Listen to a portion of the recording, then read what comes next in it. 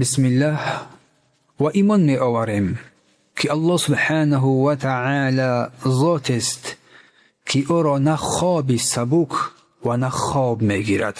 الله در محکم آیاتش می فرماید استعیذ بالله الله لا اله الا هو الحي القيوم لا تأخذه سنة ولا نوم له ما في السماوات وما في الأرض من ذا الذي يشفع عنده إلا بإذنه يعلم ما بين أيديهم وما خلفهم ولا يحيطون بشيء من علمه إلا بما شاء وسع كرسيه السماوات والأرض ولا يؤوده حفظهما وهو العلي العظيم.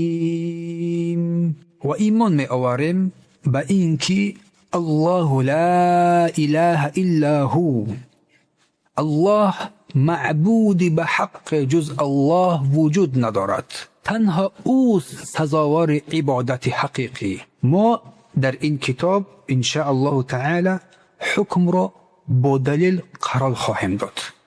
تلاش میکنیم، کوشش مینماییم که تمام احکام را با دلیل با شمایان فهمانده دهی نماییم. پس در این آیه کریمه، آیت الکرسی که بر همگی معلوم است، الله سبحانه و تعالی نامها و صفات خود را بیان کرد. بر این ما حتما ایمان می‌آوریم و باور میکنیم و تسلیم فرمان الله سبحانه و تعالی میگردیم. الله لفظی جلاله است، از بزرگترین نامهای پروردگار است. هنگامی که دعا کرده شود اجابت میگردد. در اینجا لفظ الله مبتدا است. در ابتدا الله لا اله الا هو خبر است. خبرها بعد گوناگون آمدن میگه الحی القیوم لا تأخذه سنة ولا نوم تا آخر. پس ایمان می آوریم بر همه این. الله لا اله الا هو، یعنی معبود بر حق جز او سبحانه و تعالی کسی دیگری نیست. الله می فرماید ذلك بأن الله هو الحق، بدرستی که تنها او سبحانه و تعالی الله بر حق است. الله لا اله الا هو الحي القيوم، الحي یعنی زنده و جاوید و پایدار است، شامل و عموم کمال الله سبحانه و تعالی است. یعنی الله سبحانه و تعالی صاحب حیات کامل است که عدم و نابودی او را سبقت نکرده و پیش نگذشته و فنا و نابودی هم پس نخواهد گذشت. الله سبحانه و تعالی زنده و پایدار و جاویدان است، ازلی و ابدی است که حیات عدم نبودن بر وی پیش نگذشته است و فنا و نابودی پس نخواهد گذشت. پس حیات مخلوقان باشند ناقص است که از هیچ چیز پیدا شدیم و به سوی نابودی خواهیم رفت. استعیذ بالله هل اتى على الانسان حين من الدهر لم يكن شيئا مذكورا، بدرستی که آمده است بر آدمی مدت از زمان که پیش از دمیدن روح در وجود است چیز قابل ذکر نبود. یعنی این همان زمان است که انسان وجود داشته است. و الله میفرماید استعیذ بالله هو الاول والآخر والظاهر والباطن، او سبحانه و تعالی اول است، پیش از او چیزی نگذشته است و آخر است که بعد او چیزی نخواهد آمد. یعنی اگر تقدیر کرده شود که تمام مخلوقان باید فنا بگردند، اما الله سبحانه و تعالی فنا نشونده است، الحی القیوم است، زنده و باقی و جاویدانه است. پس بر ما لازم است که بگوییم که ما شنیدیم و تصدیق نمودیم این کلام الله سبحانه و تعالی را. و این دنیا ابدی بودن ما نیست، ولیکن دلالت بر ابدی بودن الله سبحانه و تعالی در ذاتش میکند. اما ما باشیم، پس البته که چیز از نابودی به دنیا آمدیم و البته که فنا میگردیم. پس الحی یعنی زنده و پاینده در برگیرنده حیات کامل است که این از صفات کمال الله سبحانه و تعالی است. چون گاهی میشه که حیات ناقص است، مثل حیات ما و شمایان ناقص است. حیات از نابودی به دنیا آمدیم، به نابودی خواهیم رفت، فنا میشیم، فنا شونده هستیم در این دنیا. و همچنین انمی نفس حیاتی که ما در خود داریم از دیگر پهلو ناقص است. انسان بیمار می شود، انسان مریض می شود، شنوایش ناقص می گردد، عقلش کم می گردد، بدنش ضعیف می گردد. انسان از تمام جهت ناقص است، ولیکن حیات الله سبحانه و تعالی این گونه نیست. در هیچ چیز ناقص و کم بودی در آن دیده نمی شود. حیاتش کامل است، درست است با تمام جهت ها. القیوم یعنی الله سبحانه و تعالی قائم به نفس خودش است و قائم در غیرش است. همه آفرینش رو تحت کنترل و فرمان خود دارد و همه چیز را در جهت هدف خلقش قرار می دهد. القیوم یعنی زنده و پایدار و گرداننده و نگهبان جهان، در نهایت خشوع و خضوع قرار می دهد تمامی مخلوقاتش را، که تمامی آسمان ها و زمین در برابر عظمت او سر تعظیم فرود می آرند. در غیرش محتاج نیست، پس قائم به نفسش است، غنی است از تمام کس و چیز، و بلکه تمامی بندگان به سوی او مفتقر هستند. قائم علی غیره هست، یعنی لا تأخذه سنة ولا نوم. لا تأخذه یعنی پینک، سنة و خواب او را هرگز فرا نمیگیرد. خوابی سبک، خوابی اندک هم وی را فرا نمیگیرد. ولا نوم، نوم خواب معروف است، انسان که خواب میرود، اما الله سبحانه و تعالی هرگز خواب نمیرود. چون که در حدیث صحیح امام مسلم در کتاب ایمانش ذکر میکنه ان الله لا ینام ولا ينبغي له ان ینام. الله سبحانه و تعالی خواب نمیرود و نیازی بر خواب هم ندارد. و خواب رفتن برای کسانی است که آنها خسته میشوند و محتاج نیازی بر این خواب دارند. اما الله سبحانه و تعالی کمال است، کامل است، حیاتش کامل است، ناقصی در او دیده نمی شود. برخلاف انسان که ناقص، ضعیف است، حیاتش حیات ناقص است. برای همین است که انسان نیاز بر راحت بر خواب دارد. و همچنین این دلالت بر کمال قیومیت الله سبحانه و تعالی می کند. چون گفتیم قائم است بر تمام چیز، پس این لازم می گردد که چیز خواب نرود. الله سبحانه و تعالی نیاز بر این خواب ندارد. برای همین الله گفت که چیز لا تأخذه سنة ولا نوم، پینک و خوابی سبک او را فرا نمیگیرد. له ما فی السماوات و ما فی الارض، یعنی آنچه که در این آسمان ها و زمین است و آنچه که در آسمان ها و زمین است از آن اوست سبحانه و تعالی، و از برای کسی دیگری نیست و کسی در این آسمان ها و زمین شریک الله سبحانه و تعالی نیست. من ذا الذی یشفع عنده الا باذنه، و کیست که نزد او شفاعت کند مگر با اذن او سبحانه و تعالی. و من در اینجا اسم استفهام است، یعنی به معنای نفی آمده است، یعنی کسی در روز قیامت شفاعت کردن نمیتواند مگر با اذن الله سبحانه و تعالی. و شفاعت در لغت عرب به معنای واسطه شدن از برای غیر تا که بر او منفعت و فایده برساند. اگر انسان بر شخص دیگری واسطه بگردد یعنی بر او فایده میدهد. پس الله در اینجا فایده رو، منفعت رو کلن رد میکند، منع میکند، مگر که به اذن الله سبحانه و تعالی باشد. این در روز قیامت الله سبحانه و تعالی اجازه این رو بدهد. یعنی در روز قیامت کسی را شفاعت کرده نمیتواند مگر به اذن الله سبحانه و تعالی، اگر اجازه داده باشد.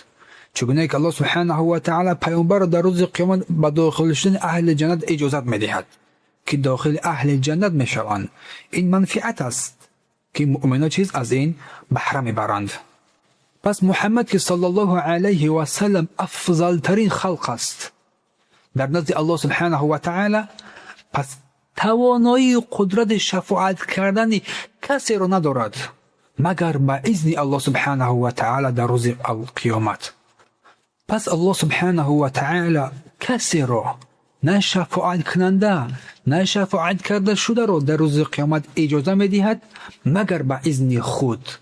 الله میفرماید یومئذ لا تنفع الشفاعة إلا من أذن له الرحمن ورضی له قولا. در آن روز شفاعت هیچ کسی فایده ندهد مگر آن را که الله مهربان اجازه دهد و سخنش را بپسندند و آن اجازه دهنده شدگان پیامبران و بندگان نزدیک الله سبحانه و تعالی باشند.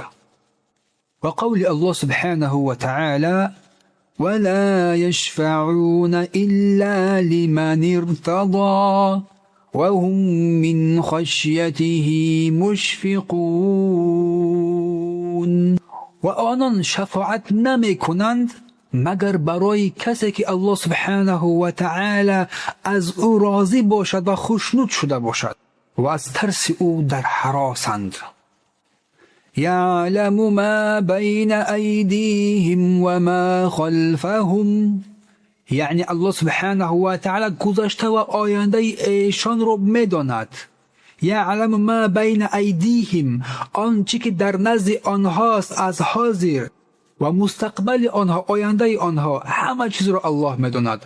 و ما خلفهم، و گذشته آنها را، تک تک گذشته آنها را الله سبحانه و تعالی میداند و هرگز فراموش نخواهد کرد. این از علم الله سبحانه، گذشته و آینده را میداند. ولا يحيطون بشيء من علمه إلا بما شاء. و به دانش و علم او سبحانه و تعالی احاطه و پیدا نخواهند کرد مگر آن مقدار که او بخواهد سبحانه و تعالی. الله سبحانه و تعالی هنگامی که بیان کرد بر ما گذشته و آینده و حاضره ما و شما رو میداند و علم انسان رو، علم ناقص انسان رو همچنین بیان کرد که شامل نیست، کوچک است، اندک است. الله میفرماید استعیذ بالله و ما اوتیتم من العلم الا قلیلا. پس از علم بر شما داده نشد مگر اندک، کوچک، و این علم همچنین به فراموشی و فنا خواهد رسید، به فراموشی برده خواهد رسید. در اینجا الله سبحانه و تعالی یک قید گذاشت، الا بما شاء، یعنی بندگان، انسان ها علم الله سبحانه و تعالی را احاطه نکردند. از اسما، نامها و صفات الله سبحانه و تعالی چیزی را نمیدانند مگر آن مقداری که الله چیز بر بندگانش تعلیم داد و آموزاند. وسع کرسیه السماوات والارض، یعنی کرسی او سبحانه و تعالی آسمان ها و زمین را فرا گرفته است، یعنی احاطه کرده است. چگونه که در حدیث صحیح از ابن عباس رضی الله عنهما روایت است که انه موضع قدمی الله سبحانه، کرسی موضع هر دو قدم الله سبحانه و تعالی است.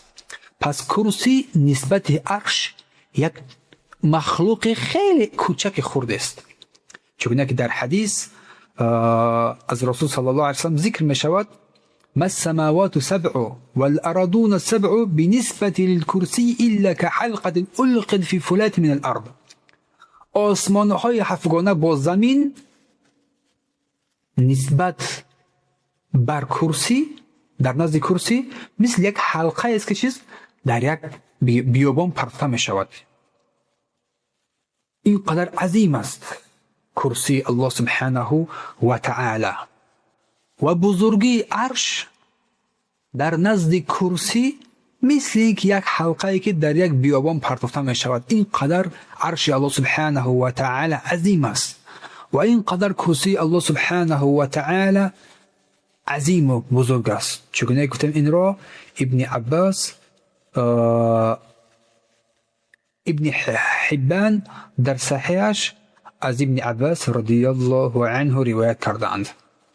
پس این کرسی چنان عظیم و بزرگ است که قدر او را جز الله سبحانه و تعالی کسی دیگر نمیداند. لا یؤوده حفظهما وهو العلی العظیم. و نگاهداری اینها با این قدر عظمت و قدرت و بزرگیشان برای او سبحانه و تعالی گران است. و هو العلی العظیم، و او بسیار بر مرتبه بزرگوار است. پس بر الله سبحانه و تعالی یک ذره گران ثقیل نیست که این آسمان ها و زمین و آنچه که در بین این هست آنها را حفظ نماید، حمایت نماید.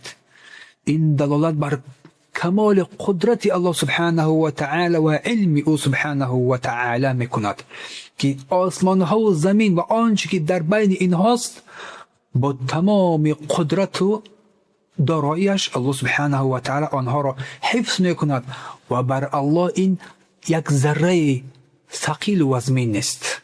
این دلالت بر کمال قدرت و عظمت الله سبحانه و تعالی و علم او و سلطان او بر تمام چیز می نماید. و هو العلی العظیم، و او سبحانه و تعالی بلند مرتبه بزرگوار است.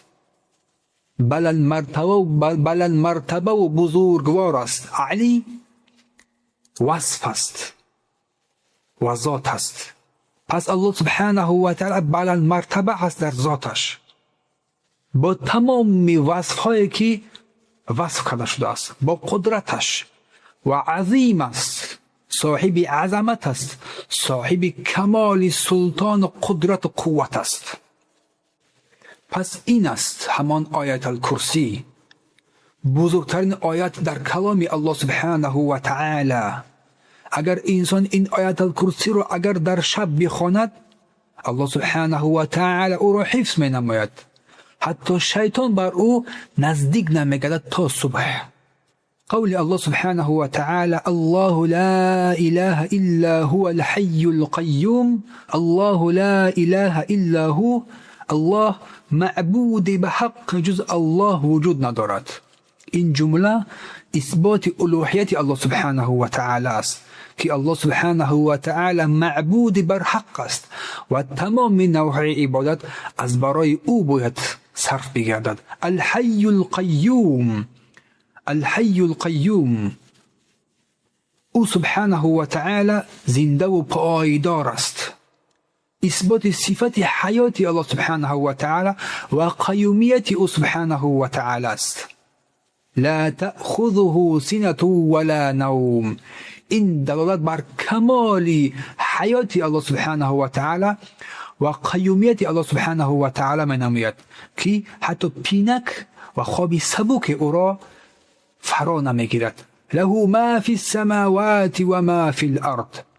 الله مالک تمام آسمان ها و زمین است و آنچه که در بین این آسمان ها و زمین است تمام چیز الله مالک است. من ذا الذی یشفع عنده الا باذنه. کیست که در نزد او سبحانه و تعالی شفاعت کند مگر با اذن او سبحانه و تعالی. شفاعت یعنی به معنی واسطه است. چون مشرکان چیست؟ معبودان باطل خودشان را، قبرها را، پیرها و شیخ خودشان را واسطه قرار میدهند.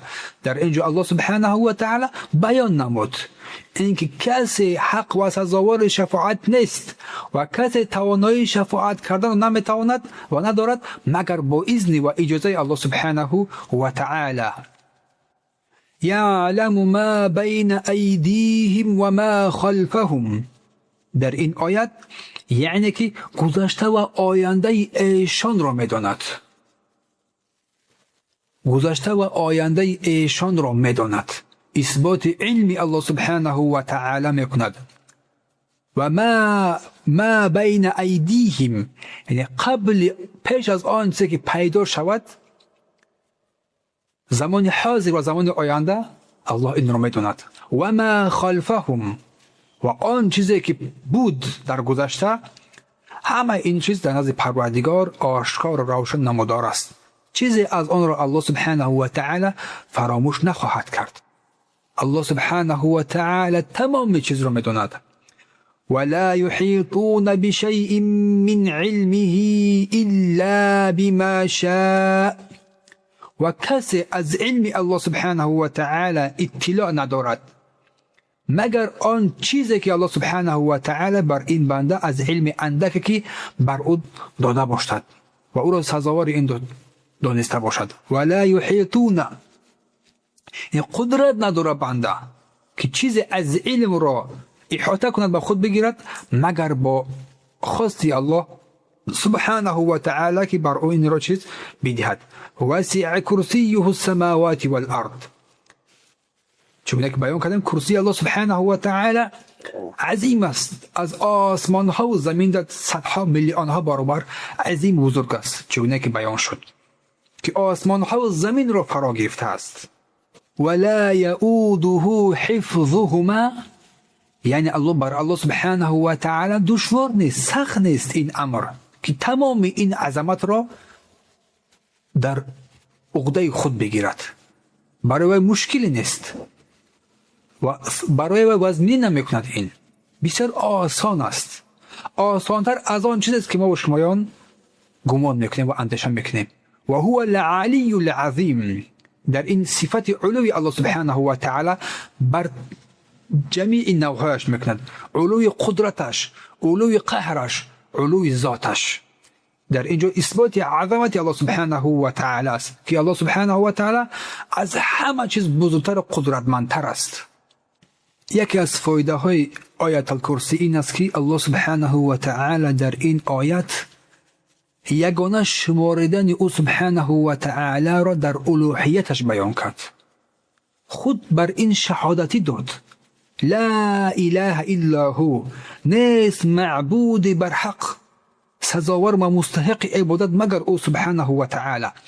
و ملائکه ها بر این شهادتی دادن و پیامبران بر این شهادتی دادن و اهل علم و علما بر این شهادتی دادن. چون که الله میفرماید شهد الله انه لا اله الا هو والملائکه و اولو العلم.